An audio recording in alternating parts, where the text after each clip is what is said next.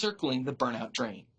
In science and children's museums across the world, there are coin donation spirals that cause coins to roll around in a circle before dropping into the waiting pit below.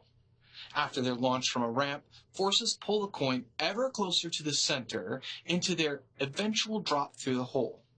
Our lives can feel like this. They're going along fine, pulled by some unforeseen forces towards the burnout black hole at the center of our world. We find that we're spinning round and round, getting nowhere, and ultimately feeling exhausted before we drop. So what are the forces at play? The forces that drive the coin drop are gravity, the momentum of the coin, and the centrifugal force that pulls the coin away from the center as it rolls faster and faster. In our lives, the tendency towards feelings of inefficacy can pull us down an ever steeper and more treacherous slope.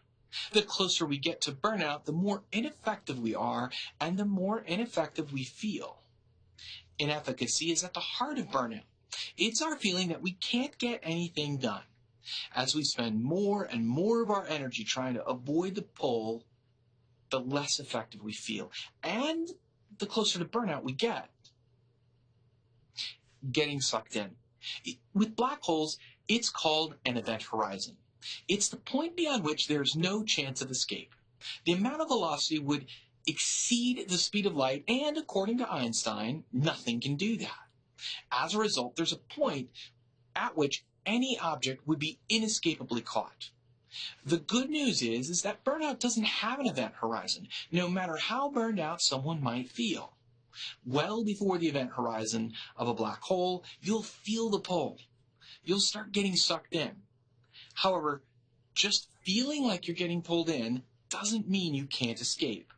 For pre-event horizon objects, the escape path isn't to fight the entire force of the black hole by aiming away and pushing as hard as possible. The escape path is to increase the velocity of your orbit around the black hole. In burnout, the trick isn't to fight it directly. Instead, we should find ways to be effective in the presence of the pull. So what's effectiveness?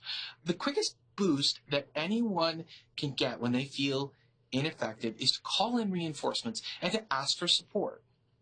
When others help us, we can feel more effective, and it doesn't take any more work on our part. While many may resist asking for help, getting help can make the seemingly impossible just a bit less difficult, and the rewards for being effective are all the sweeter. Being supported doesn't mean that we didn't accomplish something. In the same way, an athlete wins the medal themselves, even if they were coached for years. Getting support just means that we're getting that little push that we need to avoid getting stuck into the downward spiral. Sometimes it's not support we need. It's simpler. Sometimes all we need to do is recognize our velocity and spend less time worried about burnout and instead focus on what we can do to move forward in our lives. This added focus can make us feel more effective. Eventually, this additional productivity and velocity can help us escape from burnout's grip.